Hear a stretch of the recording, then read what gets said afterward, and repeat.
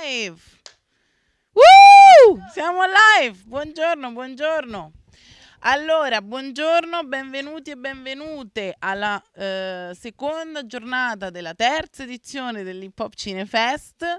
Siamo come sempre in diretta dagli studi di Cinema Aquila e ieri è stata una giornata super interessante. Potete ancora vedere lo streaming sul nostro canale ufficiale YouTube, quindi vi consiglio di andarvelo a vedere appena avete tempo. E oggi invece inizieremo con un aspetto super interessante dell'hip hop che è stato nominato come patrimonio dell'UNESCO e quindi siamo qui eh, sperando che i mezzi ci assistino. Scusate un secondino, il bello della diretta. Eccoci, con Veronica Benza Benanti, che lascerò che si presenti, e in diretta da casa Maurizio Quagliuolo, che appunto non vedrete da casa, ma sentirete come una presenza costante nelle vostre vite. Quindi, bando alle ciance. Eccoci, buongiorno professore, bando alle ciance e passo il microfono a Veronica appunto per questa super interessante conferenza. Ok, grazie mille. Allora, innanzitutto per chi non mi conosce, io come hai detto tu sono Veronica Benanti, e che Yei Benza e ballo hip hop e diciamo che mi definisco un hip hop head. E, e niente, praticamente nel mio percorso ho sempre avuto la fortuna comunque di studiare, e sia per quanto riguarda studiare comunque la cultura hip hop, poi ho intrapreso il percorso del freestyle, diciamo in maniera più individuale, e parallelamente a questo sono sempre comunque stata appassionata d'arte, e quindi ho studiato storia dell'arte e ho fatto anche il liceo artistico, e studiando praticamente a un certo punto, diciamo, tutto quello che avevo acquisito è andato a convergere in questa cosa che è appunto un progetto che sta cercando di promuovere la cultura hip hop nella lista dei patrimoni immateriali dell'UNESCO. E come vedremo in questa conferenza, ovviamente ci sono degli importanti precedenti, sono state già fatte tante cose, le istituzioni culturali si sono mosse già in diversi settori, e quindi diciamo che porto una serie di esempi per cercare di capire che cosa è stato fatto finora e che cosa magari si può fare meglio e quali sono, diciamo, i compromessi in un certo senso, no? Quindi io partirei con un'introduzione, diciamo, per quanto riguarda l'ambito in cui noi ci rivolgiamo, quindi contestualizziamo un po' che cos'è l'UNESCO, come lavora e che cosa fa, e magari in questo ci può aiutare il professore, che comunque è un affermato storico dell'arte con una certa esperienza alle spalle nel campo dei beni culturali, e, e ci andrà a introdurre un po' quello che è il mondo dell'UNESCO, diciamo. Quindi lascio la parola a lei e poi continuiamo. Grazie Veronica. Prima credo che mi si vedesse a schermo insieme alle slide. Credo che ora non mi vediate, ma mi sentite. Giusto? Perfetto. Però Veronica mi vede perché ha la fortuna di essere vicino al device. Innanzitutto grazie dell'invito al Cinefest. E, mi, mi corre l'obbligo, si direbbe nelle conferenze ufficiali, inizio scherzando, saremo molto più informali, di spiegare perché siamo qui.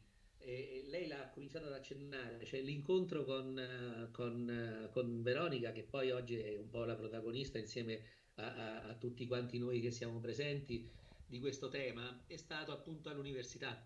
Quindi nel corso degli studi, nel momento in cui lei ha dovuto svolgere un elaborato, una ricerca, un lavoro su un argomento, eh, il mio ruolo è stato semplicemente quello di insistere nel seguire le passioni, cioè nella libertà del tema e quindi io chiesi, ma qual è una grande passione in questo senso? E lei mi ha detto che diciamo, la ragion di vita, forse più che passione direi adesso, era proprio l'hip hop. Io sono molto contento che questo sia avvenuto perché oggi siamo qui grazie al fatto, e lo vedrete poi dalle slide che Veronica ha preparato, grazie al fatto, poi casomai Veronica mano a mano che parlo della parte UNESCO puoi scorrere in maniera libera, e grazie al fatto appunto che abbiamo una grande storia alle spalle, quest'anno è anche un anniversario, voglio dire, quindi in qualche maniera abbiamo una serie di precedenti, però ci sono sempre state delle cose che a mio parere non hanno funzionato bene, cioè il rapporto fra le istituzioni e l'hip hop, il travisamento che molto spesso hanno fatto le istituzioni, io per le istituzioni intendo l'università, ma anche quelle internazionali grandissime come l'UNESCO, che però è rimasto a 50 anni fa con una mentalità eurocentrica, con una mentalità occidentale e non è più ammissibile tutto ciò, ma parlo di un organismo che raccoglie 160 stati, paesi, ma voglio dire, questo non fa eccezione. E quindi c'era anche l'esigenza di capire come si potessero superare queste problematiche. In realtà a me ha entusiasmato parecchio l'idea che si potesse proporre all'UNESCO nella lista dei patrimoni immateriali la cultura, devo chiamarla cultura e non la chiamo le culture, che pure è, non solo perché l'hip hop è suddiviso in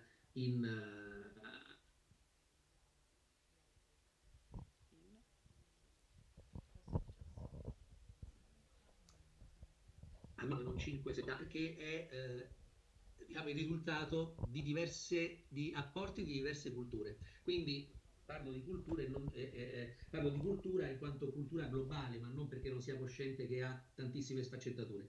Detto questo, il mio ruolo è semplicemente, essendo rappresentante di un organismo internazionale che si occupa di gestione del patrimonio culturale, nel mio caso materiale, ma quindi frequentando dal 2006 l'UNESCO, il Comitato del Patrimonio Mondiale, ogni anno, ovviamente conosco abbastanza bene un po' le dinamiche, spesso anche molto distorte, devo dire, in tutta onestà, che governano poi questi ambiti. E allora, diciamo che l'UNESCO, come sapete, nasce nel dopoguerra appunto, con una impostazione che era quella del dopoguerra, ormai sono passati 80 anni, si può dire, insomma 70-80 anni, e quindi chiaramente non è più adeguata. Soltanto nel 72, ad esempio, c'è stata la prima convenzione internazionale che riguardava il patrimonio mondiale. Anche lì, con una cosa che all'epoca forse si poteva giustificare, ma oggi non è più giustificata perché si parla, ad esempio, in quel caso di outstanding value, di eccezionalità del patrimonio con una visione antica ormai, diciamo la verità. Ancora di più questo è evidente nel patrimonio immateriale, perché voi mi insegnate che il patrimonio immateriale innanzitutto è una cosa viva, quindi è una cosa che non si può cristallizzare e questo comporta un problema di cui parlo fra un attimo, sarò abbastanza breve, però è importante dirlo. Secondo, è una cosa difficile da mettere dentro una gabbia, perché appunto, essendo immateriale, ha manifestazioni materiali. Pensate ad esempio alla street fashion, pensate a tutto ciò che fisicamente esiste, cioè anche un graffito fisicamente esiste su un muro, però di fatto è espressione molto più articolata, molto più profonda di un qualcosa di immateriale. Quindi noi non dobbiamo fermarci all'oggetto, dobbiamo andare oltre. E questo già è un passaggio un po' più difficile. Ma non per chi è del settore, parlo delle istituzioni, chiaramente è un passaggio che non sempre viene capito. Perché fare, dirò ancora due cose, perché e come fare una proposta all'UNESCO per l'hip hop come patrimonio immateriale dell'umanità. Attenzione, qua parlo di umanità, e ci torno fra un attimo. Perché rivolgersi a un'istituzione che in qualche modo è cristallizzata? Qualcuno potrebbe dirmi, giustamente, secondo me, ma io voglio rimanere nell'underground, voglio rimanere nei circuiti alternativi, voglio fare cose diverse, non voglio avere un'etichetta, non voglio avere una medaglietta, non voglio avere un riconoscimento istituzionale. Sono d'accordo, però è anche un riconoscimento che permette come dire, un alto là, se mi permettete, cioè un rispetto maggiore delle manifestazioni che molto spesso sono sottovalutate, molto spesso sono travisate, sono fraintese o non sono semplicemente considerate. Se voi andate per strada e praticate quello che è la vostra passione, non è detto che tutti coloro che passano e vi vedono in quel momento capiscano cosa sta accadendo, perché sta accadendo e che significato ha per voi, ma anche per gli altri all'esterno di tutto questo. Tutt'al più diventa un fenomeno di folklore e non è un fenomeno di folklore. Questo è il motivo per cui un precedente tentativo che fu fatto, di cui poi magari forse Veronica accenna, ma che fu fatto di candidatura dell'hip hop è fallito. È fallito perché era stata fatta come innanzitutto sotto l'aspetto folclorico, cioè come danza folclorica, tradizionale, scusate, ma che di fatto era folklore poi, ma folklore in senso negativo intendo io, non in senso positivo, eh, americana. Ora, al di là dei precedenti storici, al di là del fatto che possa essere, le prime manifestazioni possono essere state a New York piuttosto che dove fare, noi non possiamo classificare una cosa che in 50-60 anni ha praticamente travolto, diciamo la verità, in senso buono, il mondo come una cosa di un singolo paese o come una cosa tradizionale addirittura di un singolo paese, per due motivi. Uno perché di un paese non è, come dimostriamo oggi, poi casomai neanche americana, potremmo dire afroamericana, potremmo dire tante altre cose, ma insomma in ogni caso voglio dire non è patrimonio di un unico paese. Secondo perché in qualche maniera non è pensabile che si classifichi come una cosa cristallizzata. E questo ci porta al secondo argomento. Come, cioè, come farla questa proposta? Cioè, come considerare l'hip hop in questo caso? Allora, prima di tutto ci vuole un tema che sia, a mio parere, lasciate perdere che ci vuole un dossier scientifico, dobbiamo essere tutti questi noi grandi papaveri e piccoli papaveri, papaverina, Veronica e chi ci pare. Cioè, il problema di fondo è che noi dobbiamo vedere con che ragione noi facciamo questa proposta. Poi come dire, i dossier tecnici si fanno, non è quello il problema. Vogliono 10 video, faremo 10 video, non è questo il problema. Ma innanzitutto ci vuole inclusione. Allora, inclusione deve essere una delle parole chiave che l'hip hop ha fatto sua fin dall'inizio, con anche delle deviazioni, però devo dire, e anche delle non inclusioni, intendiamoci. Ma questo fa parte della storia, e la storia è normale che sia così, insomma, da millenni a oggi. Quindi noi dobbiamo però in qualche modo fare in maniera che questo significhi inclusione. Inclusione non nel senso che mettiamo tutti in un cestino, ma inclusione nel senso che tutti hanno diritto di poterlo praticare, tutti hanno diritto di potersi esprimere liberamente, quindi la seconda parola deve essere libertà, quindi non ci deve essere un cliché, non ci deve essere una costrizione, neanche all'interno del movimento, secondo me, ma questa è un'opinione su cui si può discutere, abbiamo una coordinatrice, una moderatrice, scusate, che può anche poi aiutare in questo, ma voglio dire, quindi inclusione, libertà e gioco di squadra, perché questa cosa, vi assicuro, non andrà in porto se non tutti partecipiamo a questa volontà. Quindi gioco di squadra lo intendo in senso cultural calcistico, passatemi la bruttezza del termine, e perché tutti dobbiamo fare qualcosa, che sia una firma, che sia un promemoria, che sia un aiuto tecnico, che sia essere ambasciatori di quest'idea, che sia praticarlo hip hop, alla fine già lo fate, direte voi, certo, sempre di più, ma voglio dire, cioè praticarlo nel senso che la gente deve rendersi conto sempre meglio di che cosa significa e anche del fatto che non significa oggi quello che significava 50-60 anni fa, questo è ovvio, è cambiata la società in tutte le parti del mondo. Ultima cosa che voglio dire è che la quarta cosa a cui dobbiamo fare attenzione è a non cristallizzarlo. Allora, Veronica dopo proietterà alcuni esempi, proietterò alcuni esempi che riguardano ad esempio le musealizzazioni. Ora, io sono contento e preoccupato al tempo stesso perché voi mi insegnate che se noi la musealizzazione non è adatta a tutto, tanto per cominciare. È vero che io posso vedere un video, è vero che posso ascoltare una cosa, però se mi permettete, io sono triste che non sono lì con voi per motivi personali, se volete poi vi spiegheranno gli organizzatori, ma voglio dire, perché? Perché non c'è un contatto umano e le volte che ho avuto il piacere di partecipare a qualche manifestazione dove Veronica mi ha fatto, della quale Veronica mi ha informato e dove sono andato volentieri, è tutt'altra cosa, mi insegnate, no? Che essere sul luogo o vedere. Ma anche nelle cose in cui si può fare questo, ad esempio un vestito, ad esempio qualcosa del genere, è qualcosa di diverso vederlo in un museo o vederlo addosso alla persona. A maggior ragione un graffito, che adesso sta cominciando ad andare di moda, fare mostre sui graffiti o musealizzare graffiti. No, non ci siamo, perché chiaramente un graffito, a meno che non sia nato al chiuso, perché è chiaro che se avete un dipinto murale che è già stato fatto al chiuso, rimane al chiuso, mi va benissimo. Ma non è che noi stacchiamo l'opera e la mettiamo in mostra in un museo, perché cambia completamente il significato culturale, sociale, dirompente, anche di protesta molto spesso, che a quel punto viene in qualche modo fagocitato, mangiato dalla cultura ufficiale, fra virgolette. E quindi l'attenzione scientifica che il movimento hip hop dovrà avere è proprio quello a mantenere l'equilibrio fra le due cose. E permettetemi questa conclusione prima di passare la parola a Veronica. Guardate che questo non è molto diverso da una cosa, ad esempio, classica come l'archeologia.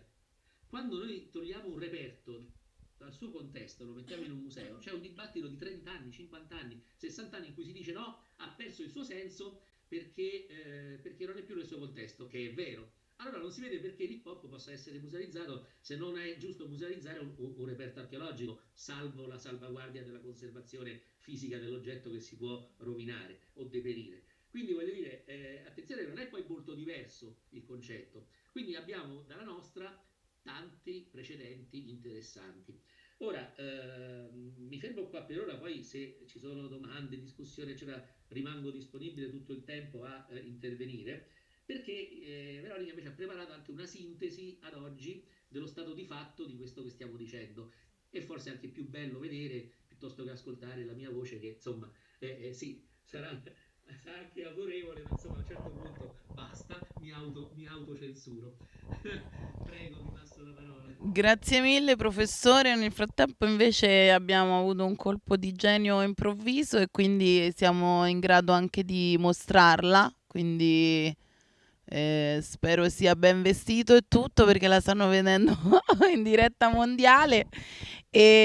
Allora, grazie mille anche per aver toccato degli spunti interessanti su anche appunto l'eurocentrismo. Solo non mi sento più io. Non ci state più perché io sono un po' lontana, per questo. Allora mi avvicino giusto per fare il passaggio di moderazione. Mi sente adesso? Un po' meglio? Vagamente? Ah no, perché ho spento il microfono. Scusate, è il bello della diretta. No, è così. Avevo spento il microfono. Adesso mi sente? Ok, grazie mille. Sì, avevo Altrimenti non chiuso. riesco a seguire. Giustamente, no, dicevo grazie mille professore, nel frattempo siamo riuscite a mostrarla in diretta mondiale, quindi ecco, se si vuole mettere una cravatta, no scherzo, però ecco, sappia che è visibile adesso, quindi. Grazie mille per aver toccato appunto anche l'aspetto dell'eurocentrismo di queste istituzioni e aver ricordato come nasce l'ONU e di conseguenza tutti i suoi, diciamo, dipartimenti.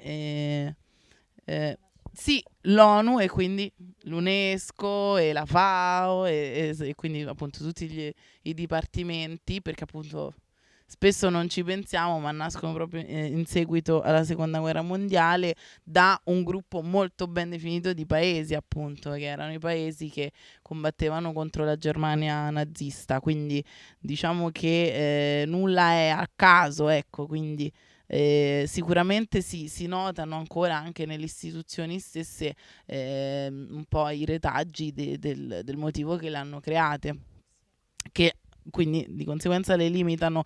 E tra l'altro trovate interessante quello che diceva, perché torna un pochino anche il discorso che stavamo facendo ieri nella conferenza su Experimental, dove stavamo cercando di capire se, cioè, fino a che punto si può sperimentare, si può osare con l'hip hop, e fino a che punto invece poi magari diventa, diciamo, esce fuori dal contesto. E trovo molto pertinente la conversazione che invece stiamo avendo oggi, quindi vedete come tutto torna. Esatto, quindi adesso passerei la parola a Veronica, che ha anche delle slide da mostrare. Sì, sì, sì, assolutamente. E quindi prego, e poi spazio al pubblico, ovviamente, anche da casa, se avete domande, assolutamente fateci sapere, rispondiamo volentieri. Allora, innanzitutto io sono d'accordo con questa cosa che comunque tutelare le culture non vuol dire per forza soltanto direttamente musealizzarle senza contestualizzare comunque le esigenze, no? Anche perché comunque stiamo parlando di una cultura, cioè nel senso che ha una storia particolare, quindi magari in questo senso anche le istituzioni si devono mettere a disposizione in maniera particolare. E ci tenevo a citare un precedente, non so se si possono mostrare le slide.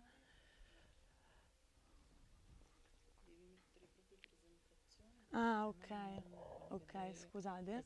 Ok. Ci tenevo a citare un precedente, ovvero la candidatura della cultura reggae come patrimonio immateriale dell'umanità, che è stata candidata nel 2018. E già qui, nel senso, questo esempio non lo faccio a caso, nel senso che ormai la lista dei patrimoni immateriali esiste dal 2003, quindi dal 2003 fino ad oggi comunque sono state fatte tantissime candidature, e il concetto proprio di patrimonio immateriale comunque abbraccia tantissimi settori, che possono andare dalla danza piuttosto che dalla musica o l'alimentazione, cioè veramente qualsiasi cosa. E secondo me è importante fare questo esempio perché comunque parliamo di una cultura che è sempre stata considerata molto vicina all'hip hop, no? Che è quasi un padrino, diciamo, di quello che è stato poi l'hip hop. E non solo perché aveva dei magari contesti sociali che erano similari, ma anche perché ciò che accomuna il reggae all'hip hop è proprio la cultura del sound system. Il sound system è un fenomeno, diciamo, che nasce a Kingston in Giamaica, e si diffonde poi anche perché insomma le persone emigravano a New York e Londra, e quindi si diffonde proprio questa concezione di portare la musica per strada, no? Tant'è vero che Kool Herc, che è uno dei padrini affermatissimi dell'hip hop, era giamaicano, e grazie a lui si diffonde questo modo di, diciamo, vivere la musica anche per strada. E quindi, cioè, è importante fare questo esempio perché diciamo che avvalora quelle che possono essere anche le motivazioni che ci possono portare a pensare che anche l'hip hop possa avere una considerazione del genere, diciamo. E ovviamente, come abbiamo detto, essendo particolari le caratteristiche, e essendo comunque in generale importante la contestualizzazione dell'opera dell'arte, nel senso che la sua valorizzazione non deve sovrastare la tutela. Non posso pensare di tutelare un'opera d'arte mettendola magari in un contesto che non gli appartiene o che non la esalta, se appunto poi io vado a diminuire l'esaltazione che io voglio dare.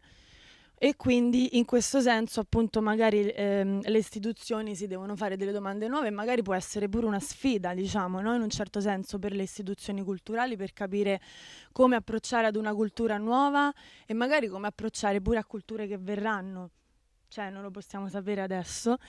E quindi ci dobbiamo interrogare insomma su come le istituzioni si devono muovere. Sicuramente c'è stato è stato già fatto tanto, E, e la prima, diciamo, istituzione, parliamo di un'università che si è mossa, una delle prime che si è mossa in questo senso è Harvard, che dal 2002, scusate, ha aperto un archivio completamente dedicato alla cultura hip hop, e è un'istituzione che comunque si impegna alla divulgazione, supportando anche lo studio, anche accademico, e cercando comunque di connettere sia artisti che studiosi.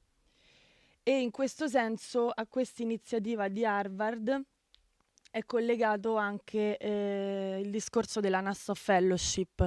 La Nassau Fellowship è praticamente un'iniziativa che viene da Harvard, che propone a NAS, che tutti conosciamo penso, di dare un supporto economico a chi ha particolare spicco, particolare talento nello studio della cultura hip hop, sia in ambito artistico in realtà che accademico, insomma, di studio.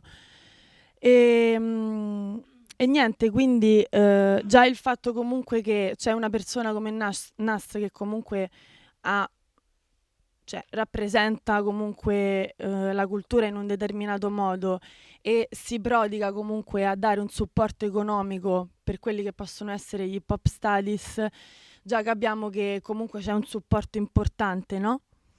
E la cosa interessante è che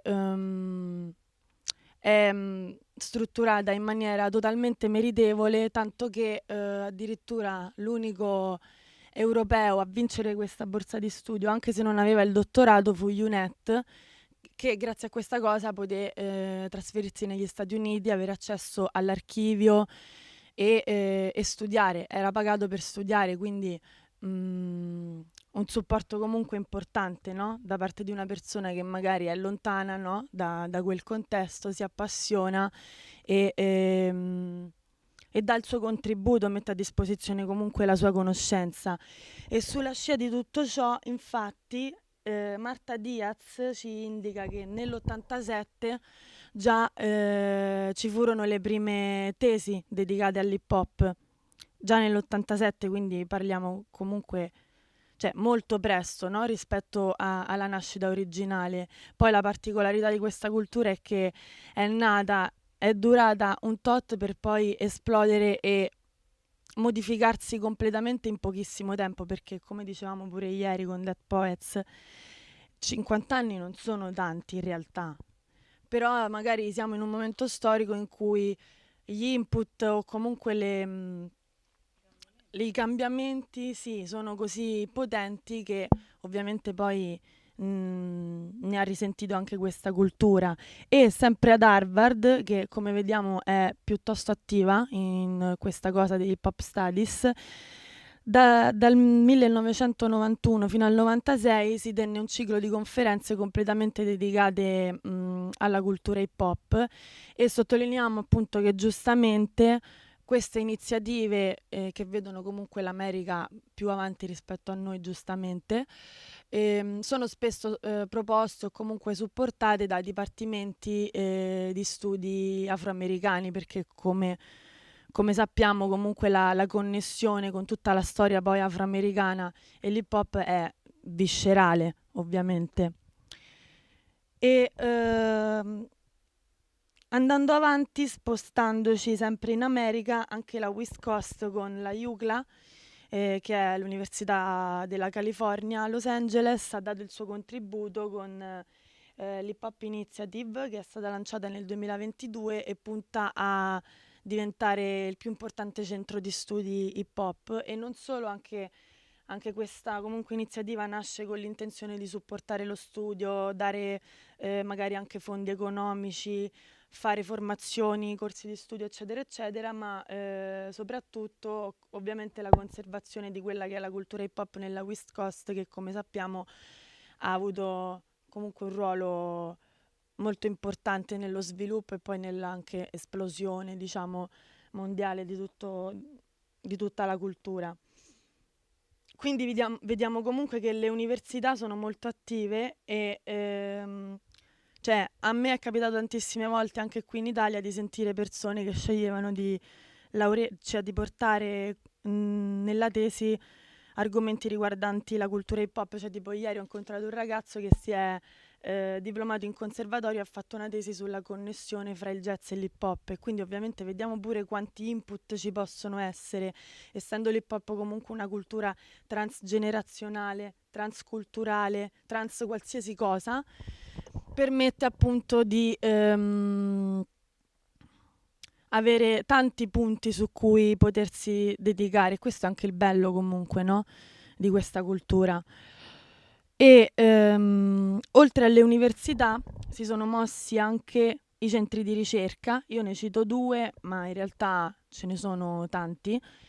E il primo è l'Hip Hop Education Center, fondato nel 2003 da Marta Diaz, che è anche un'operatrice dell'Universal Hip Hop Museum, e il secondo è l'Hip Hop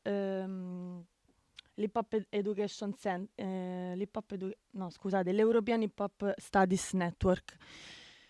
E entrambi hanno obiettivi comuni, quelli che abbiamo già detto, quindi il supporto allo studio, eccetera, eccetera. E la cosa importante è che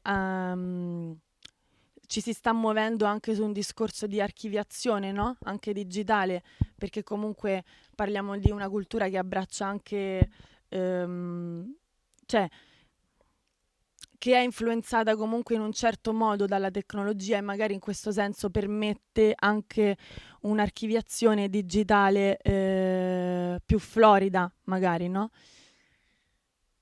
E loro comunque supportano la ricerca e si impegnano anche alla connessione magari di ricerche tra nazioni diverse, quindi anche la relazione tra i paesi, magari come si è sviluppato l'hip hop in un posto piuttosto che in un altro. Per esempio l'European Hip Hop Studies ovviamente vuole dare e avere una panoramica a 360 gradi di tutto il fenomeno dell'hip hop, però sta anche facendo tanti studi su i vari paesi europei, quindi come l'hip hop ha attecchito e perché in determinate zone, fino ad arrivare al discorso dei musei. Quindi vedremo come anche i musei si sono mossi in questo senso, e per introdurre al discorso della musealizzazione cito quella che è considerata la prima mostra hip hop, che è stata fatta nel 2000 e si intitola Hip Hop Nation Roots, Rhyme and Rage, e diciamo che è considerata la prima perché, al contrario delle altre, non si concentra solo sui graffiti, che sono la parte diciamo figurativa, ma dà spazio anche agli altri elementi o comunque ad altre caratteristiche, con un forte occhio di riguardo, come vediamo dalle foto, anche sul discorso dello street fashion. Infatti questa mostra ha esposto abbigliamenti che venivano da personaggi come Missy Elliott, Snoop Dogg, eccetera, eccetera. Quindi vediamo anche come comunque personaggi di un determinato tipo si prestano, no? In un modo o nell'altro, anche nel caso di Nas, a supportare comunque queste iniziative museali. Da questa mostra, che comunque era una mostra temporale, arriviamo ai primi musei, e ne ho citati 4, ma in realtà ce ne sono di più, in America ovviamente principalmente. E il primo è nato nel 2019 a Washington ed è il National Hip Hop Museum. Poi abbiamo l'Universal Hip Hop Museum nel Bronx a New York, e il Chicago Hip Hop Heritage Museum e l'Hip Hop Hall of Fame, che quest'ultimo in realtà ancora non è stato completato ed è ancora in fase diciamo di costruzione, e doveva essere finanziato anche da gli show che venivano proposti appunto dall'Hip Hop Hall of Fame. E la cosa bella di tutte queste iniziative è che non solo comunque cercano di capire appunto come muoversi in ambito museale senza andare a snaturare ovviamente la cosa, perché cioè, questa cosa ce la dobbiamo proprio tenere in testa fissa, sì, ma hanno comunque, nel caso per esempio dell'Universal Hip Hop Museum, che fa parte di un progetto edilizio ancora più grande che sarebbe il Bronx Point, hanno comunque dato la possibilità anche di presentare progetti di riqualificazione urbana, hanno avvicinato magari le persone alla cultura in una maniera alternativa, perché magari a non tutti piace magari andare, che ne so, ai Vaticani, a qualcuno piace accedere alla cultura in maniera alternativa, e in questo senso l'hip hop è calzante perfettamente, soprattutto perché abbracciando tante discipline si presta anche bene a tutta quella che è la concezione della musealizzazione moderna, quindi l'ausilio della tecnologia, l'ausilio degli audio, e tutti questi supporti tecnologici, perché ovviamente l'hip hop ha attinto alla tecnologia in maniera molto forte, e quindi veste, diciamo, bene questa concezione di hip hop, cioè di musealizzazione con l'ausilio di strumenti non tradizionali. E una prima iniziativa sta nascendo anche in Italia, e Stritti sta portando avanti questo progetto che si chiama Hip Hop Italian Museum, che nasce, diciamo, dalla passione per il collezionismo. Lui era un grandissimo collezionista, nerd di qualsiasi cosa, e dopo un po' gli è venuta la voglia, diciamo, di condividere e quindi ha iniziato con i social, prima su Facebook, poi con una TV su internet che si chiamava Uncle Funk TV, e poi è approdato su Instagram, dove comunque ha avuto un grande riscontro anche da parte delle generazioni più giovani, e tutto ciò con l'intenzione appunto di andare poi a fondare un Italian Hip Hop Museum che nascerà nelle Marche, e la prima mostra che lo introdurrà sarà fatta al Foundation Festival. Quindi, cioè, ci auguriamo comunque che questa iniziativa vada avanti, perché sembra una figata, e io mi auguro, insomma, di vederla presto questa cosa, perché mi fomenta e sono curiosa. E quindi ci addentriamo un po' nella complicatezza, diciamo, di questo discorso, e io propongo l'esempio del Five Points. E allora, il Five Points è un complesso industriale che si trovava nel Queens a New York, era una fabbrica abbandonata, e Gerald Wolkoff, insomma, la compra e comincia ad affittare questi spazi agli artisti locali, quindi anche ai writers, che cominciano a operare, e quindi si costruisce intorno a questo luogo una vera e propria comunità di writers che lì si allenavano. Nel 2022 Meres One prende, diciamo, le redini della situazione e comincia ad intensificare ancora di più tutta questa situazione naturale che si era andata a creare intorno a questo luogo. Addirittura si crea una sorta di gerarchia naturale, per cui i muri, diciamo, fissi erano dedicati agli artisti più forti, diciamo, mentre quelli che andavano tipo a giro erano destinati a artisti che si succedevano uno dopo l'altro, e che quindi le loro opere venivano magari esposte per un determinato tempo, per poi dare spazio a un altro artista ancora. Wolkoff decide nel 2013, scusate, di abbattere questo posto per costruire degli appartamenti di lusso, e ovviamente quindi per soldi. E niente, quindi dà la notizia, ovviamente tutti sconvolti, tutti impanicati, cioè follia. E quindi che cosa succede? Che inizia una diatriba infinita, ovviamente Meres One insieme a tutta la comunità degli artisti reagisce facendo ricorso appellandosi alle leggi americane. Gli viene data una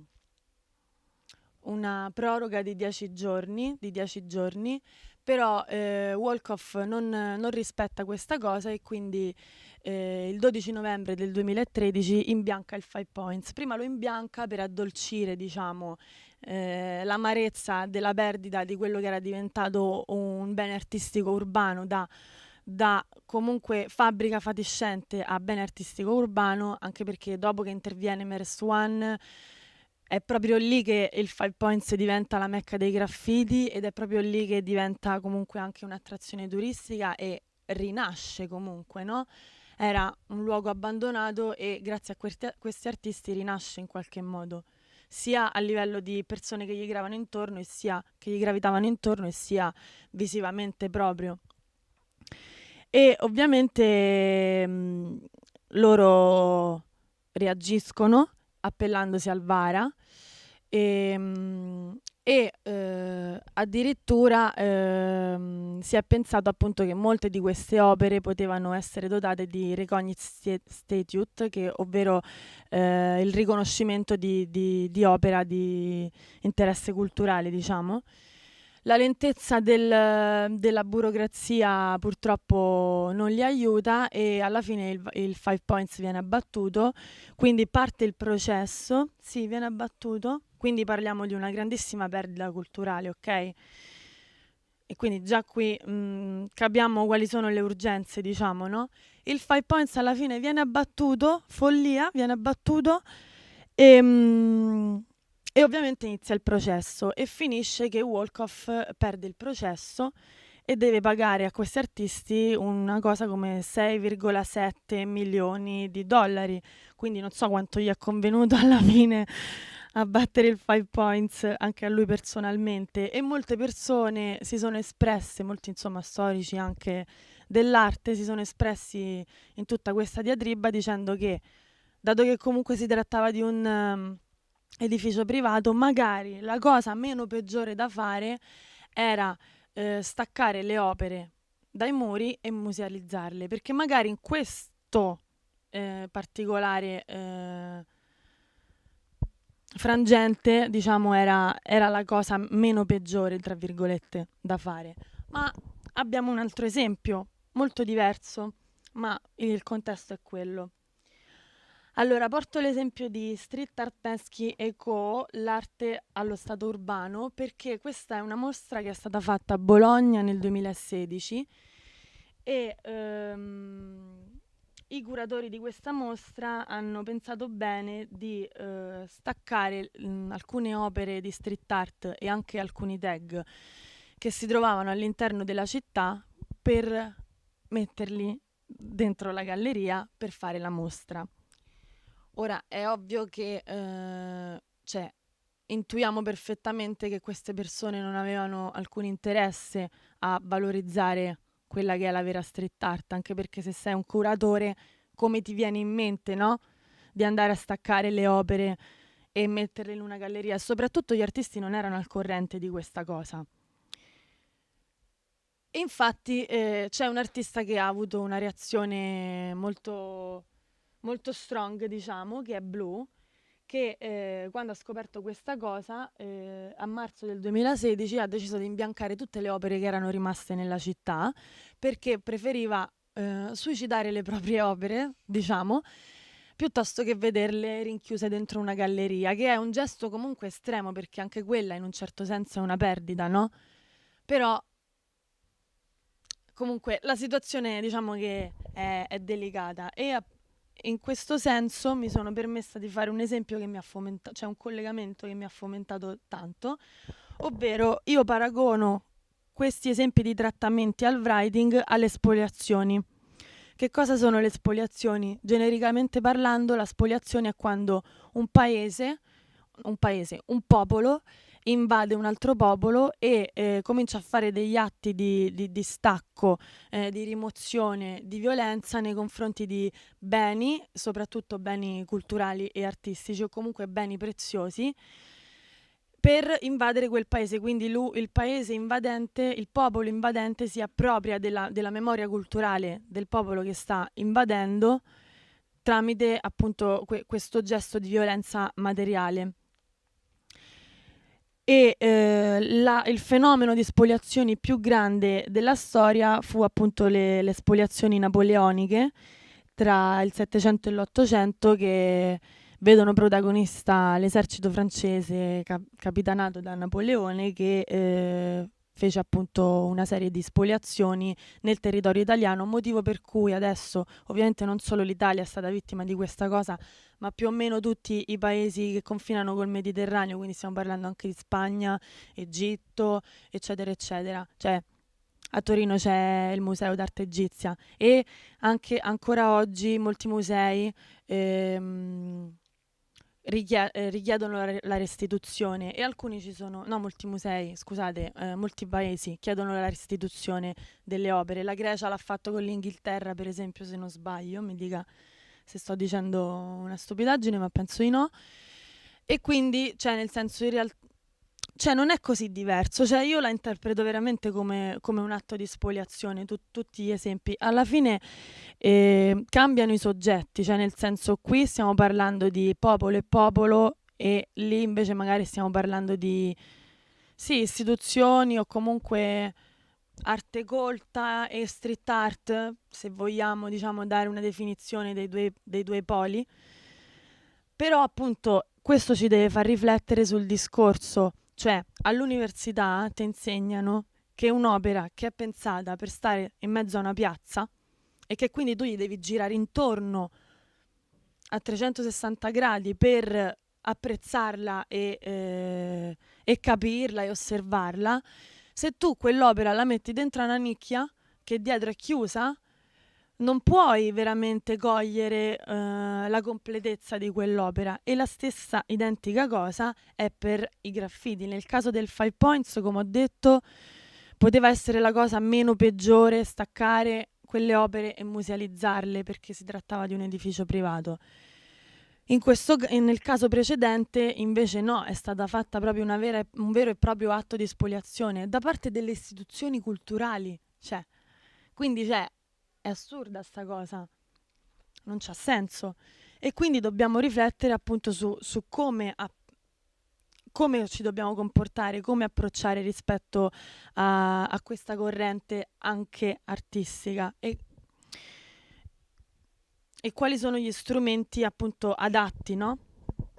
E vabbè, in conclusione di questo discorso mi piaceva citare questa frase di Ramo dal film Beat Street, che dice: se l'arte è un crimine, mio Dio mi perdoni, anche perché appunto per il discorso che dobbiamo contestualizzare i motivi, cioè nel senso il writing è una corrente artistica che fa parte della cultura hip hop, che si svincola completamente da tutte le costrizioni dei circuiti artistici, diciamo, tradizionali. Il committente non esiste, la tela non esiste perché non ce l'avevano, c'avevano i muri e quindi dipingevano sui muri. Quindi è veramente un'esigenza viscerale, e per capirla dobbiamo essere disposti magari anche ad abbattere determinati pregiudizi, o comunque a ripensare il concetto magari in qualche modo di opera d'arte. Andiamo avanti, non so se il professore vuole aggiungere qualcosa. No, direi che sei stata molto completa finora e confermo che la storia della Grecia e dell'Inghilterra è tale, perché parliamo dei marmi di Lord Elgin del Partenone, quindi sì, era corretto l'esempio, era quello. Per ora no, non devo aggiungere nulla. Ok, Vai, ok, allora vado avanti. Sta rubando il lavoro, professore. Spazio ai giovani, Ma è dai. quello che io voglio, cara, perché cioè, Oh, io un ti applauso, confesso, professore! Largo è ai quello che io giovani! voglio, ti confesso che la mia principale missione all'università è esattamente quella di fare in modo che escano fuori le persone e i loro talenti e possano subentrare, quindi mi va benissimo. Largo ai giovani, grande professore. Ok. E niente, quindi vi porto, diciamo, la definizione di quello che l'UNESCO intende per patrimonio immateriale. E ribadisco che appunto il patrimonio immateriale è stata una concezione che è venuta dopo, anche grazie all'ampliamento di quella che è, diciamo, la concezione dell'opera dell'arte. Cioè, ciò che rappresenta, diciamo, che può rappresentare una determinata comunità di persone non è per forza quello che può essere inteso come un oggetto prezioso, ma anche una serie di valori, una serie di idee, una serie di usanze che contraddistingue una determinata comunità di persone in una determinata area o in più aree. E questa è la definizione che è tratta dalla Convenzione UNESCO di Parigi del 2003, dove appunto si stabilì cosa si voleva intendere per patrimonio immateriale. E in giallo evidenzio, diciamo, i punti salienti da cui traiamo i 5 requisiti più importanti. E a questi 5 requisiti io per ogni requisito porto 1/2-3 esempi, no pure di più, vabbè, porto degli esempi. Quindi partiamo col primo, che è essere trasmesso di generazione in generazione. Allora, come ben sappiamo, la cultura hip hop è stata trasmessa comunque ampiamente, tanto da coinvolgere comunque persone fisicamente, diciamo, lontane da quel contesto, e secondo me anche grazie all'ausilio dei mezzi di comunicazione che stavano arrivando in quel momento, perché comunque, cioè, non ci dimentichiamo che stiamo parlando degli anni 60, 70, diciamo 80, in cui comunque stava esplodendo la radio, la televisione e poi dopo anche internet comunque. E quindi sicuramente il periodo storico, che era il periodo in cui stavano esplodendo i nuovi mezzi di comunicazione, hanno affiancato quella che è stata tutta la diffusione dell'hip hop, tant'è vero che abbiamo esempi nel cinema piuttosto che nei video musicali, eccetera, eccetera, che sono tutte arti che si esprimono tramite la tecnologia. Però mi sembrava giusto, diciamo, portare all'esempio questi due testi. Uno è Subway Art di Martha Cooper e Henry Chalfant. E Martha Cooper, vabbè, la conosciamo bene, era una fotografa affermata di New York che lavorava per un giornale di New York, il New York Post, se non sbaglio si chiamava, e aveva un lavoro, un bello stipendio, faceva comunque il lavoro per cui aveva studiato, però proprio lavorando si imbatte, diciamo, in soggetti diversi, quelli che lei chiamava gli scatti meteo, e si appassiona a questi soggetti che erano i bambini, e nel vederli diceva questi bambini giocano in maniera creativa, no? Quindi non c'era neanche la terminologia, cioè stavano breccando e per lei giocavano in maniera creativa. Non c'era magari neanche la terminologia per definire ancora quello che stavano facendo, e lei rimane folgorata da questa cosa e quindi si imbatte anche nei graffiti e si appassiona al fatto che loro stavano là, che cercavano di scrivere il proprio nome, e quando lo scrivevano come lo volevano, allora poi lo andavano a scrivere sul muro, e si licenzia per potersi dedicare ancora di più a trattare i soggetti che voleva trattare lei. Invece Chalfant lo ritroviamo per esempio nella produzione di Style Wars, che è un importantissimo documentario sul breaking, sul writing. Quindi c'è anche, diciamo, la partecipazione di persone che possono essere considerate apparentemente esterne, perché magari non praticavano la cultura hip hop direttamente, però comunque hanno dato un contributo molto importante alla diffusione e anche alla storicizzazione, perché magari tante volte un occhio da fuori ha un punto di vista diverso, diciamo, no? E questo è considerato il primo testo di riferimento della cultura hip hop, in particolare graffiti, e parliamo dell'84.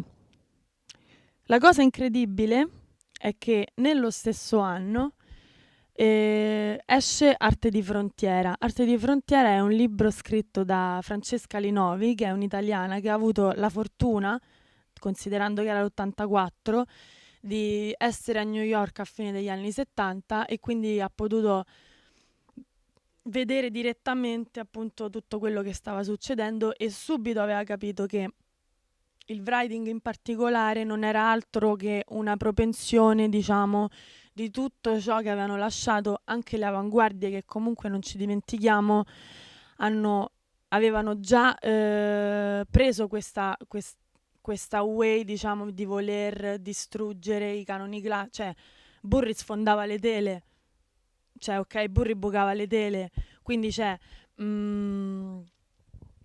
già questa cosa di voler uscire fuori dai canoni artistici tradizionali e quindi l'interpretazione, diciamo, del writing come una vera e propria corrente artistica. È una corrente artistica. Andiamo avanti.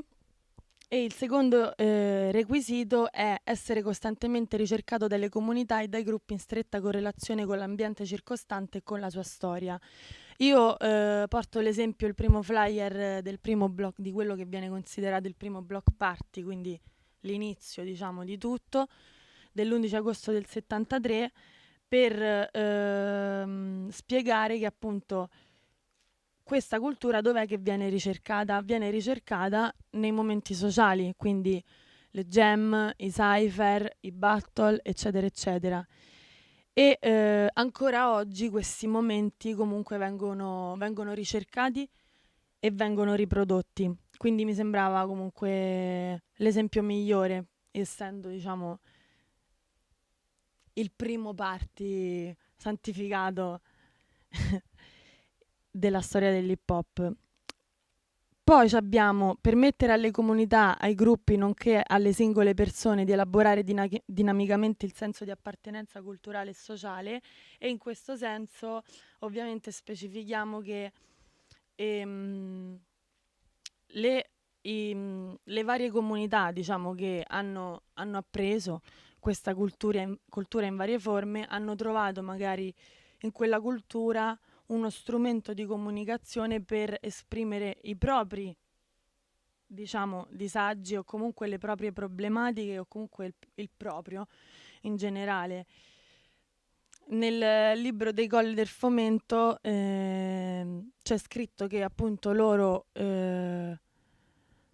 si sentivano degli emarginati per motivi diversi da quelli originali e per questo motivo volevano stare con gli emarginati e quindi hanno, diciamo, adottato quella che in quel momento poteva essere considerata, tra virgolette, la cultura degli emarginati per poter portare avanti quelle che erano le loro idee e utilizzare quegli strumenti per dire la loro su quello che erano su quello che era quello che vivevano loro. Tant'è vero che comunque ci sono delle tematiche che si distaccano pure molto, cioè per esempio è molto comune il fatto di dissare la Chiesa, no? In Italia, cosa che è una caratteristica, diciamo, molto italiana. E perché? Perché noi abbiamo il Vaticano e quindi magari le motivazioni che spingono determinate persone ad esprimersi in quel modo per dire determinate cose sono dovute da altri preconcetti magari sociali, ma l'esigenza è la stessa, l'esigenza rimane comunque la stessa. E io ho fatto due esempi. Uno è il disco Infernum di Claver Gold e Murubutu, che è un disco che appunto utilizza appunto il rap per raccontare l'inferno della Divina Commedia. E l'altro è un riconoscimento che viene dalla Hall of Fame dell'Universal Hip Hop Museum dato ad Ice One per aver contribuito alla crescita comunque dell'hip hop in Italia. Tant'è vero che le più grandi crew, le più forti crew di Roma come Colle del Fomento, Corveleno, piuttosto che Barra Cruda, eccetera, eccetera, sono state cresciute in qualche modo da lui, che a Roma è un pioniere. E è coerente quindi il fatto che dall'altra parte dell'oceano si sente comunque la necessità o comunque si ritiene giusto riconoscere il contributo che magari un'altra persona ha dato per lo sviluppo di questa cultura in un'altra area. E è fighissima sta cosa perché si tratta proprio di connessioni e anche di riconoscimento del progresso comunque che una determinata cultura può fare. Andiamo avanti e parliamo di promuovere il rispetto per le diversità culturali e per la creatività umana. Allora, vabbè, come ben sappiamo, comunque l'hip hop nasce anche per l'esigenza di denunciare alcune cose che accadevano. E infatti io cito The Message dell'82 perché questa è considerata la prima canzone hip hop a sfondo politico e sociale, che si distacca un po' da, diciamo, la presa bene che ci stava tra gli MC che magari fino a quel momento avevano avuto un ruolo più ludico, diciamo, tra virgolette, e a un certo punto ci si guarda in faccia e si sceglie appunto di esprimersi in questo modo per portare all'attenzione cioè, un dramma comunque. E sulla scia anche sempre di queste intenzioni, tra l'88 e l'89 nasce anche il movimento Stop the Violence, che era nato in conseguenza all'omicidio di Scott LaRock, con l'intenzione appunto di un attimo riassestarsi su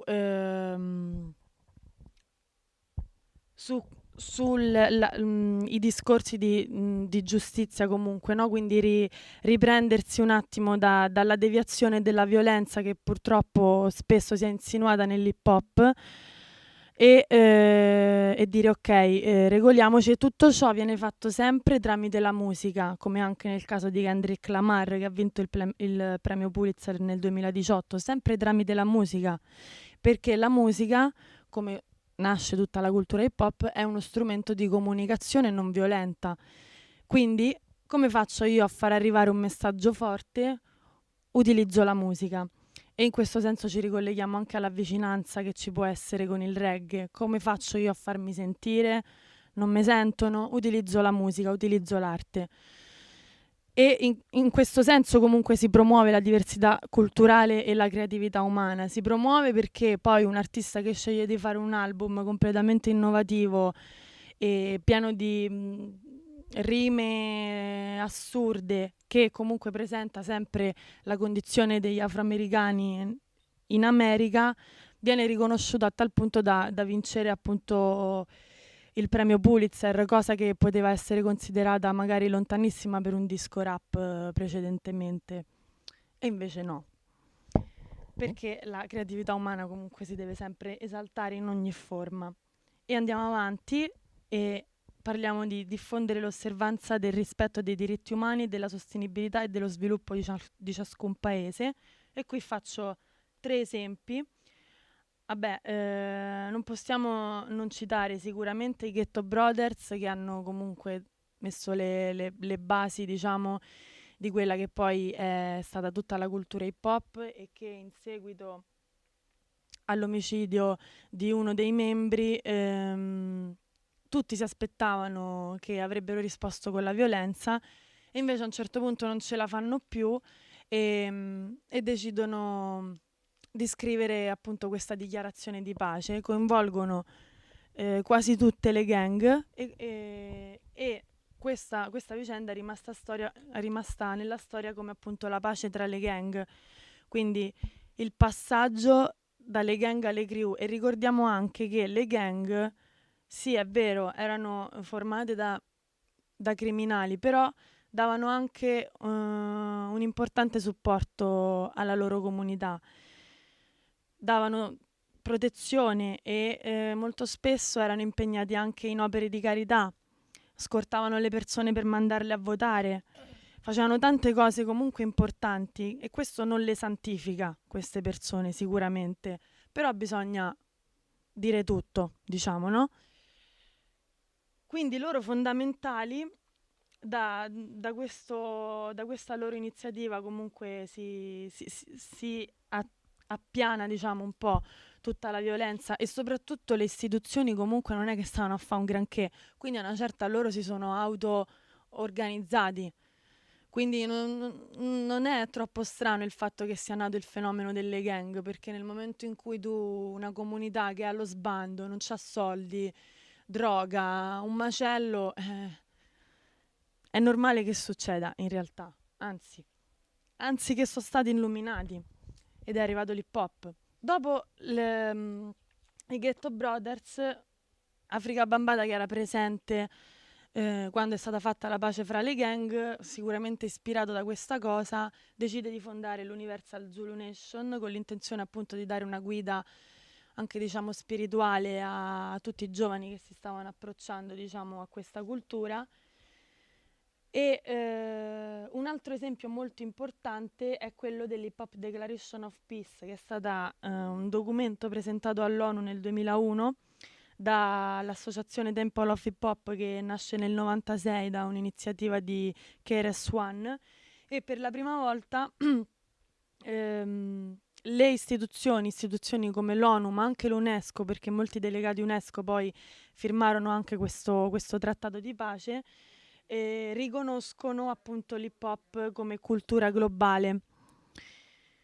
E ovviamente un evento senza precedenti, e legato a questo discorso possiamo trovare anche degli esempi in cui ci sono state persone che magari hanno appunto sfruttato quelle che erano le caratteristiche pacifiche e pacifiste dell'hip hop, appunto per risollevare situazioni che magari accadevano dall'altra parte del mondo. E porto questo esempio di Gaza, dove è stato utilizzato il break-in per risollevare e comunque curare tutti i ragazzini, i ragazzi, i giovani, i bambini, dai traumi di guerra. Quindi cioè, nel corso della storia vediamo comunque una serie di esempi tramite cui comunque l'hip hop è stato utilizzato anche come strumento antiviolento, diciamo, no? In un certo senso. E quindi sì, il quinto requisito è espresso da questi esempi, e penso che questi esempi lo dimostrano ampiamente. Oltre ai requisiti abbiamo anche 5 settori, e questa è la continuazione del documento ufficiale, sempre del 2003, e abbiamo 5 settori in cui appunto il patrimonio immateriale si può esprimere, 5 settori diversi. Ok, si vede bene. E li andiamo anche qui ad affrontare tramite degli esempi. Il primo è tradizioni ed espressioni orali, ivi compreso il linguaggio, ivi compreso il linguaggio in quanto veicolo del patrimonio culturale immateriale. Allora, essendo comunque l'hip hop una cultura che ha sdoganato qualsiasi tipo di settore e qualsiasi tipo di area geografica, se vogliamo, in questo senso comunque è andato a influenzare in maniera molto potente anche il linguaggio. La comunità hip hop, diciamo, autoctona, ovviamente attinge al proprio slang, no? Quindi lo slang afroamericano e latino. Però nell'esportazione di questa cultura ovviamente abbiamo avuto degli esempi in cui sempre nel nostro paese, poi vabbè, io parlo dell'hip hop italiano perché è quello che conosco meglio, o magari oltre quello americano. Sarebbe interessante fare uno studio globale. Comunque all'inizio, no? Loro rappavano in inglese e ovviamente magari non potevano permettersi di arrivare quanto loro, perché non era la loro lingua originale. Poi a un certo punto si è capito che il dialetto poteva essere uno strumento per veicolare, no? Cioè, qual è il nostro slang? Il nostro slang è il dialetto, no? Quindi il dialetto ha veicolato, diciamo, per quanto riguarda l'Italia, anche il fatto di attingere allo slang, tant'è vero che ci sono stati gruppi che hanno introdotto anche parole, diciamo, nuove, cioè tipo i Sangue Misto che chiamano la crew ballotta. È una cosa prettamente loro. E in ogni caso, comunque, esiste uno slang prettamente hip hop che attinge anche alla terminologia magari di quelle che possono essere le tecniche, ma anche la stessa parola tipo OG. Cioè l'OG è original gangsta, quindi i gangsta. Noi oggi intendiamo OG come padre fondatore dell'hip hop, quindi capiamo come anche le parole possono cambiare pure il senso, no? Che noi gli diamo, ma anche il linguaggio non verbale. Cioè se io faccio questo, no? Tutti voi capite cosa sto facendo, quindi anche l'influenza arriva anche nel linguaggio non verbale, anche perché ovviamente abbiamo la danza come uno dei 4 elementi, quindi è normale che ci siano, diciamo, dei canoni espressivi in cui uno si può muovere, diciamo. Buongiorno. Ci sono dei canoni espressivi in cui uno si può muovere e porto l'esempio di Pop Boulevard che appunto nel 2016 grazie a De Blasio, l'allora sindaco di New York, è stata ribattezzata questa via Pop Boulevard per dimostrare appunto che l'influenza dello slang hip hop è talmente forte anche da modificare la toponomastica delle strade di una città. Quindi è incredibile, no? E sì. Oddio, davvero? Ok, allora ci provo. Allora, arti e arti dello spettacolo. Vabbè, ovviamente avendo la danza come elemento avrei potuto fare qualsiasi tipo di esempio. Soul Train è stato uno delle trasmissioni televisive che ha dato più spazio, diciamo, agli artisti hip hop. Questi sono 3 ballerini, di cui 2 OG e un ballerino europeo che hanno lavorato in grandissimi show anche con personaggi importanti come Missy Elliott, Michael Jackson, eccetera, eccetera, ma uno show di fondamentale importanza fu New York City Rap, che fu il primo show in cui erano presenti tutti gli artisti hip hop a 360 gradi. Poi abbiamo le consuetudini sociali e gli eventi rituali e festivi, quindi ogni volta che io leggo questa frase mi viene in mente tutto parte da una festa, quindi le feste, le jam sono parte integrante e parte sociale integrante di questa cultura. E poi le cognizioni e le prassi relative alla natura e all'universo. Qui non possiamo non citare KRS-One che ha realizzato The Gospel of Hip Hop e che comunque è uno che parla tantissimo di knowledge e ci tiene un sacco e tiene anche tante conferenze universitarie e è un vero e proprio filosofo, quindi capiamo come anche l'elemento della knowledge, quando c'è stato il passaggio e l'hip hop è diventata una cultura, è arrivato l'elemento della knowledge che è sempre stato di fondamentale importanza. E da qui il detto, diciamo, hip hop is the knowledge, hip is the knowledge, hip hop is the movement, scusate.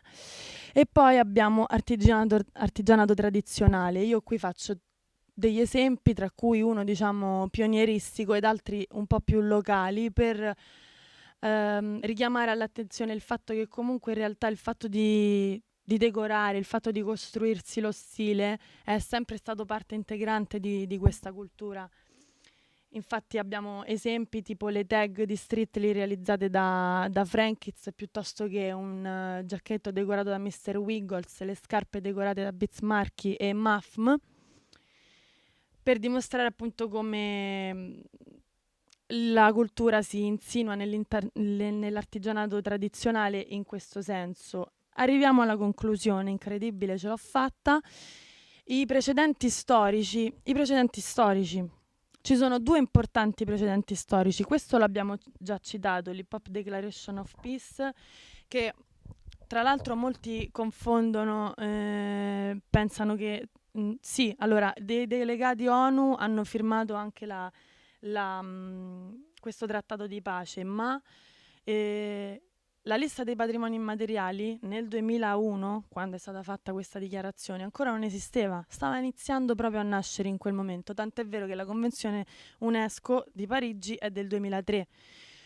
Quindi sicuramente è stato importante il fatto che in quel momento erano presenti dei delegati UNESCO che si sono accodati al fatto di hanno sposato, diciamo, la causa e si sono anche loro espressi definendo l'hip hop come cultura globale. E questo è stato, diciamo, una prima piccola conquista. Come ha spoilerato all'inizio anche il professore, un importante esempio è anche quello di Intangible Roots, Morzel Darden, che ha realizzato un documentario importantissimo che vi invito a vedere se non lo conoscete, che si chiama Everything Remain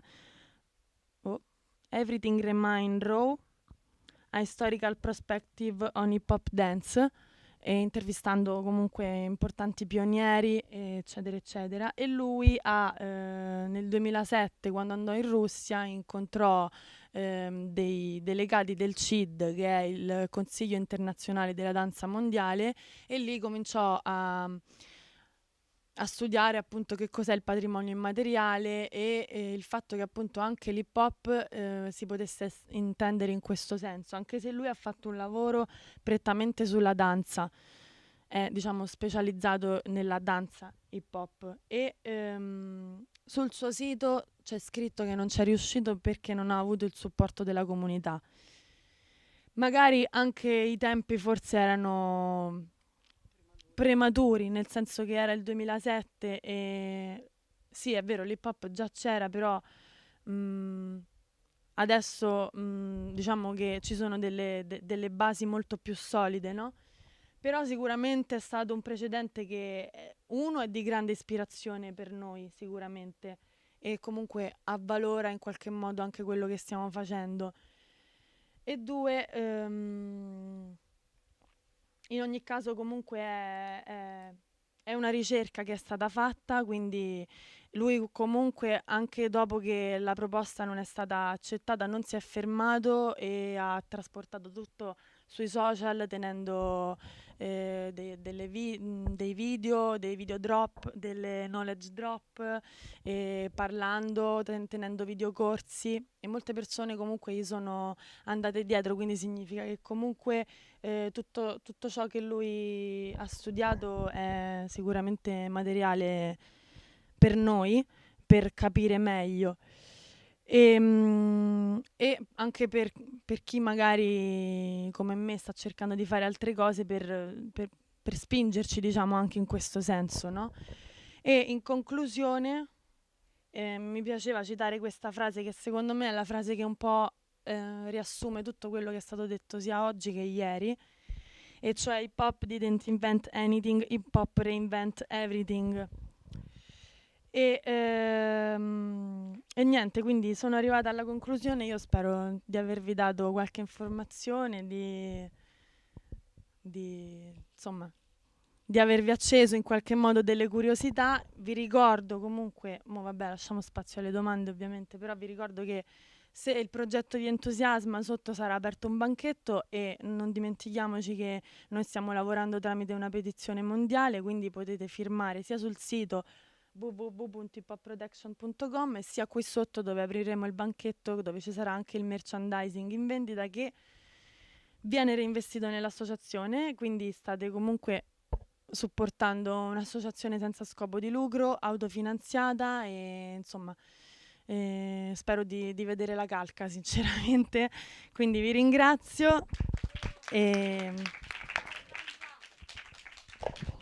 veramente, veramente un grandissimo applauso ancora perché una Lectio Magistratis, veramente sono sconvolta, cioè hai fatto veramente appunto un excursus super approfondito, super dettagliato, veramente si vede che ci sono tanti anni e gocce di sudore di lavoro dietro, quindi veramente grazie, grazie, grazie, perché è questo anche che ci aiuta a preservare appunto il core di cui stavamo parlando anche ieri. Dobbiamo continuare a tramandare, narrare e ricercare quello che è stato fatto, riportarlo e in qualche modo tramandarlo, perché sennò appunto si perde. Quindi veramente grazie, grazie mille Veronica, grazie al professore. Applauso meritatissimo. I'm gonna say it in English too because it's important to sign the petition if you're interested. On the website, it's an association that is promoting this petition to have the candidacy of hip hop in the UNESCO list of intangible heritage. So if you're interested, if you want to follow more, or if you want to support, please go to the website and sign the petition and share and help us spread the word. Però adesso appunto volevo aprire insomma un po' alle domande. Abbiamo qualche minuto e io appunto ho ritrovato tantissimo del discorso che avevamo aperto ieri, quindi bellissima questa continuazione del discorso di ieri appunto sul preservare, quanto si può usare, quanto si può sperimentare. Ricordo anche, visto che appunto hai citato questo ragazzo che ha fatto la tesi quindi anche sulla presenza dell'hip hop nell'accademia, c'è anche appunto Jacopo Ferri che era con noi nella conferenza di ieri, che è un antropologo e anche lui ha fatto una tesi super interessante sul cypher e sul cerchio, certo. Allora, mi sono dimenticata di dirlo, ma l'immagine della tesi è proprio la sua tesi. Ok? Quindi scusa Jacopo se mi sono dimenticata di dirlo, però sì, ho preso ispirazione anche dal suo esempio, diciamo. Assolutamente, quindi super interessante e ho trovato anche super interessante in generale il discorso appunto sulla musealizzazione, perché comunque anche i musei stessi stanno facendo tantissime riflessioni e sperimentazioni in generale sulla musealizzazione, perché ormai insomma anche i musei come istituzione comunque eurocentrica, perché in un posto chiuso in un certo modo, con i curatori che comunque in gran parte appartengono a un po' a una nicchia anche, quindi c'è tantissimo anche di discussione proprio sulla rivisitare, rivedere proprio tutto il concetto di musealizzazione e cercare di allargarlo, sperimentare di più in generale e quindi ancora di più in questo senso si può andare a braccetto con l'hip hop e altre discipline per cercare queste nuove forme di musealizzazione, di archivazione, di tramandazione della cultura, dell'arte e quindi trovo molto interessante. Tra l'altro sono andata a vederlo l'Hip Hop Museum che è ancora in costruzione e ho trovato anche questa cosa interessante che nel mentre che stanno facendo appunto ancora il crowdfunding per terminare i lavori e quindi la messa in scena completa, comunque già hanno aperto alcune sale che si possono visitare e ovviamente i soldi del biglietto vanno a continuare a finanziare ed è super interessante e è super multimediale. Perché ovviamente quindi c'è veramente di tutto, ci sono radio, audio, video, momenti, c'è pure un momento entri nel tunnel, vabbè non vi spoilerò niente, andatelo a vedere perché è veramente interessante e quindi sì io come non si è forse notato sono pro sperimentazioni di brutto, quindi quindi sì, prego con le domande e anche il professore ci sente ancora? No, l'abbiamo perso? Sì, vi Ah, sento. ok. No, vi sento, vi Perfetto. sento. Sì, sì. Allora, guarda, se... Aspetta. Intanto se ci sono delle domande, ok, ne raccogliamo un paio come ieri. Prego, passatevi il microfono. Io di solito faccio questa domanda. ehm, Qual è un consiglio che puoi dare a magari un giovane o una giovane ragazza che vuole avvicinarsi a questa cultura? Come poter magari Sì.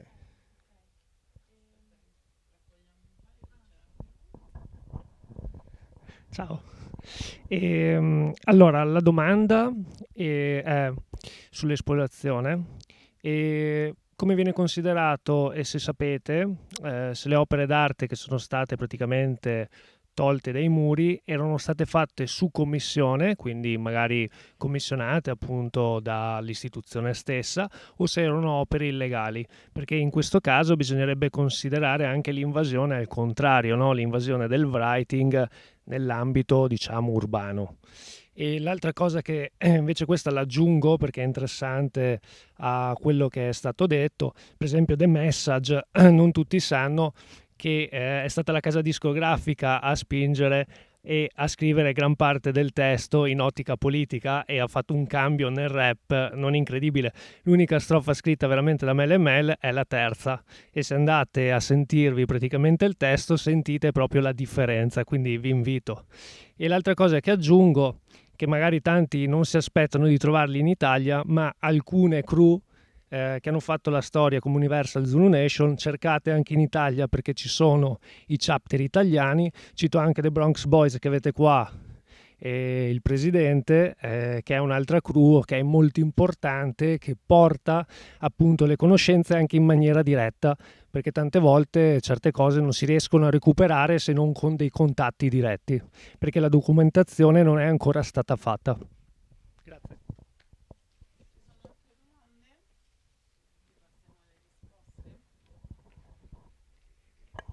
Professore, anche lei se vuole rispondere assolutamente, o se vuole comunque commentare, integrare. Sulla questione Prego. legalità penso che commenterò, sul resto lo lascio Veronica. Allora, prego, prego, vada, vada.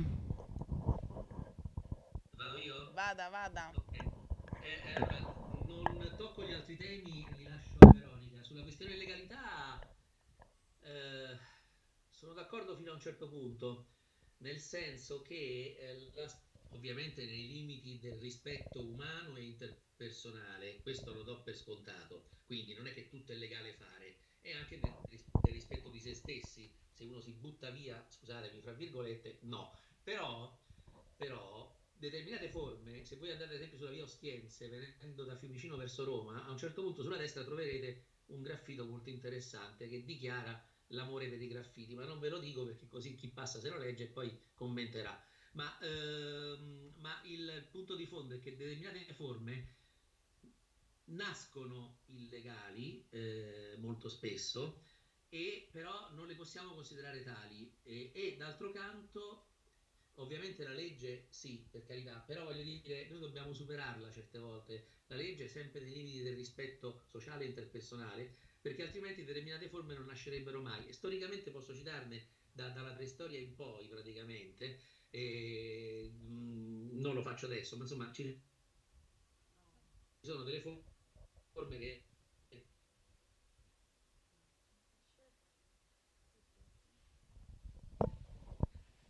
Si è suicidata la commissione. ho definito uno spazio della capolinea laurentina della metropolitana come spazio per poter creare per i writers, per creare graffiti, eccetera. È stato un fallimento sostanziale, culturale e politico, secondo me, per il fatto di politica culturale, intendo dire, non di partito. Per il fatto che tu non puoi obbligare un fenomeno spontaneo a usare degli spazi che tu hai assegnato, che fra l'altro ti fa comodo perché chiaramente rendi un po' più decente un posto che brutto era. È un non senso, secondo me, è un non senso. Quindi bisogna ragionare con attenzione, ovviamente, e certo, cercheremo di evitare di andare a fare un graffito sulla pietà di Michelangelo, però io vi posso dire che sono l'unica persona che ha scritto su una rivista di fascia A, quindi quelle che vengono considerate top level a livello internazionale, che le generazioni, diciamo, le persone che stanno facendo questi atti dimostrativi come gettare il ketchup con la maionese su un'opera d'arte, dimostrano semplicemente due cose. La prima è che i musei, grandi musei, perché parliamo di grandi musei, non sono in grado di assicurarsi un'adeguata sicurezza. Questo è un problema dei musei, non di coloro che vanno a fare questo. La seconda che dimostrano è che continuiamo ad avere tutte le persone che si stanno scandalizzando in tutti i luoghi, anche su Facebook, dove vi pare, continuava ad avere una visione eurocentrica, occidentale, perché io mi domando se qualcuno di questi perché non l'hanno fatto, perché nessuno l'avrebbe notato, se qualcuno di queste persone avesse buttato ketchup o maionese sui Mount Shell, sapete cosa sono i Mount Shell? Sono le montagnette di conchiglie che stanno ad esempio del Golfo d'Africa, che sono per loro un luogo simbolico, un luogo sacrale, un luogo importante, ma siccome nessuno li conosce, se avessimo buttato del ketchup là sopra, nessuno avrebbe reagito. Certo che se lo buttiamo su un Van Gogh reagiscono tutti. Quindi, di nuovo, adesso non vorrei sembrare troppo fuori di testa per usare un termine che senz'altro viene accolto, ma bisogna riflettere sempre sulle due facce della medaglia. Professore, io sono sua fan, se anche lei apre la Nation io mi iscrivo subito, prego Veronica. Sì, scusa per l'insistenza, però no, volevo, a proposito del fatto, non è che andiamo a fare i graffiti sopra i quadri o le statue di Michelangelo, cioè Fase 2 stesso ha detto non fate graffiti sulle opere d'arte, riconoscete i vostri nemici, quindi cioè nel senso, se sei un artista hai quella comunque sensibilità nei confronti anche delle altre arti, quindi poi alla fine tutto torna, cioè il fatto dell'illegalità non è perché, cioè è motivata, capito? Ed è contro un, diciamo, nemico e un sistema ben specifico, non a spada tratta, cioè vado dove pare, quindi è diverso, questo volevo dire solo. Questo è un discorso che tra l'altro avevamo affrontato anche l'anno scorso nella conferenza sui graffiti, che tra l'altro nascono anche un po' anche precedentemente parallelamente all'hip hop, perché molti anche graffitari erano skaters e vengono ancora dall'ambito più punk rock, quindi anche lì è interessante come anche lì si sono fuse due discipline, due correnti su questa tematica, e abbiamo assolutamente affrontato, quindi andatevela a vedere, la trovate su YouTube, sì, momento sponsor, scusate. E poi c'era l'altra domanda a cui mi sa che non abbiamo risposto. Allora, sicuramente gli direi di viaggiare tanto e di non, diciamo, accontentarsi di quello che vedono a primo impatto, diciamo, di andare a scavare tanto e di ricercare comunque, di cercare di ricercare il più possibile e coltivare magari anche, come è successo a me, passioni parallele, cioè nel senso io mi sono ritrovata in un punto in cui diciamo la mia formazione a 360 gradi a un certo punto è andata a confluire, no? E magari con un'ottica diciamo di interdisciplinarità, diciamo sempre che permette l'hip hop, questa cosa si può fare anche in altri settori, quindi c'è mente aperta e tanta voglia di sapere, di studiare e di viaggiare. Sicuramente direi questo, nel mio piccolo, insomma, se posso dare un consiglio. Cioè lo sto facendo anche io adesso, questo processo. Aspetta. Scusate, ma Air Streaming ci seguono da casa. Io mi immagino che qua dentro siamo tutti appassionati di questa cultura, quindi ok, se è un po' la zona di comfort. Però, no, però, sì, certo, no, non ti so, sono dalla tua. Io mi immagino che però, in quello che fai, come mi succede anche a me, magari qualcuno ti avrà detto, come potrà dire a un'altra giovane, te, sei sicura di quello che stai facendo? Non sei un po' presa a volte come un pazzo? Perché a me mi prendono per un pazzo quando vado a fare le foto ai treni, o magari quello che stai facendo ti dicono non puoi usare il tuo tempo in altre cose. Non so se ti è successo o come affrontare quei momenti lì. Creiamo uno sportello d'ascolto per hip-hoppari incompresi. Chi lancia l'associazione hip-hoppari incompresi? Mi iscrivo subito pure io lì. Ma diciamo che ovviamente sarà capitato tantissime volte a tantissimi di noi interfacciarci con persone che ci dicono ma che stai a fare? Ma vai a studiare, ma vai a lavorare o cose del genere. Però, cioè, a parte il fatto che tutte queste iniziative anche altre iniziative magari che sono state ospitate all'Hip Hop Cinefest, o magari anche altre iniziative al di fuori, perché ce ne stanno un sacco, sono magari anche uno strumento per sdoganare questi pregiudizi, no? Cioè, comunque parliamo di cultura, quindi perché il mio modo di approcciare alla cultura deve essere svalutato rispetto al tuo, perché magari tu approcci tramite la cultura alta, e io magari approccio tramite un altro modo, cioè nel senso, poi a un certo punto è anche questione di testardaggine, quanto tu ci credi a quello che stai facendo? Ci credi? Vai avanti, stop, cioè è molto semplice in realtà per me. Certo che poi ci saranno magari dei momenti che non sarai compreso, che sembrerà che non stai facendo niente, però se tu sei convinto di quello che fai e comunque porti avanti progetti che cercano proprio di sdoganare questi pregiudizi, perché questi sono pregiudizi e basta, cioè tanto di cappello. Quindi secondo me se uno ha un'idea la deve portare avanti e nel migliore dei modi che può, insomma, anche chiedendo aiuto o magari affiancandosi ad altre situazioni come ho fatto io. Però cioè, se non ci credi nelle cose è un macello, quindi per fare le cose bisogna crederci. È un discorso magari retorico, però è così. Big up, tra l'altro di nuovo torniamo anche al discorso di ieri, anche gli olandesi hanno detto lo stesso sia per i ragazzi, consigli per i ragazzi, stessa cosa, viaggiate, siate aperti al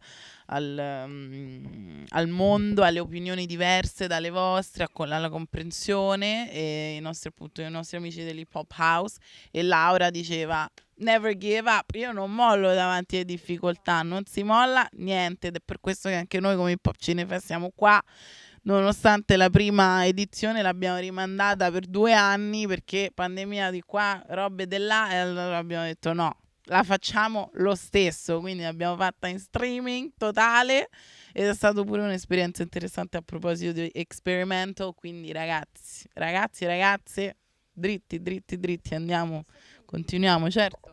Che poi vabbè, per quanto riguarda me, cioè questa è una cultura che se te la vivi te stravolge la vita, ma proprio nel profondo, cioè nel senso, io da quando ho iniziato a fare freestyle ho cambiato totalmente la mia mentalità. Sì, le amicizie, la mentalità, le priorità, il modo di approcciarmi. Fare freestyle mi ha spinto a viaggiare, mi ha spinto a sforzarmi di imparare lingue nuove, mi ha permesso di creare contatti diversi, di condividere. Quindi, cioè, una volta che ci stai dentro, se veramente ti fai prendere in maniera viscerale, poi è un macello, non ne fai più o meno, capito? E quindi quando ci entri dentro, cioè ci rimani e porti avanti il tuo. Quindi, cioè, in questo l'hip hop è anche formativo ed educativo, capito? Perché ti avvicina alla cultura e ti forma proprio. Cioè, io mi sento quasi di aver avuto un terzo genitore, tra virgolette, capito? Quindi, sì, perché, cioè, tanto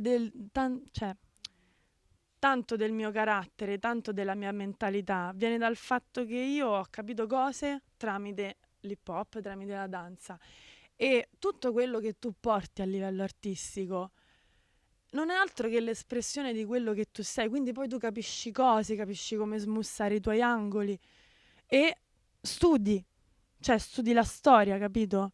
Quindi top, cioè fondamentalmente, quindi niente, questa è stata un po', diciamo, la mia esperienza in piccolo.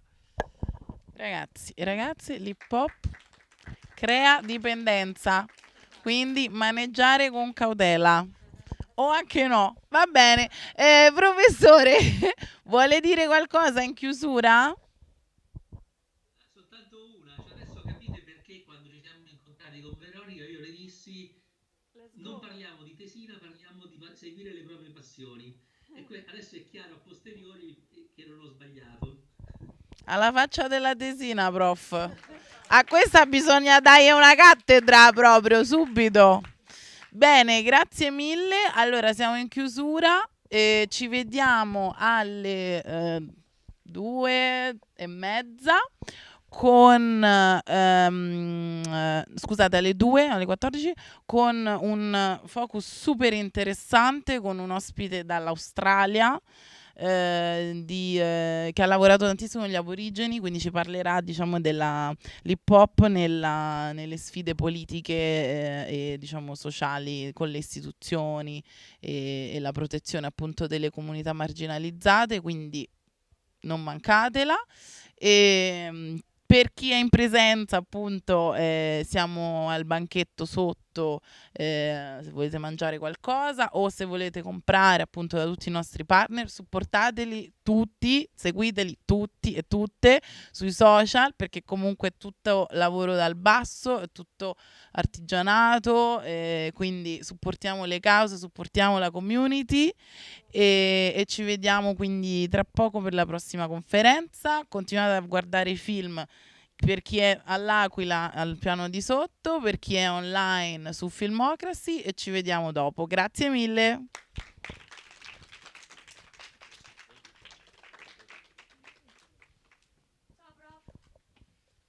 No, prof, niente, se famo una foto.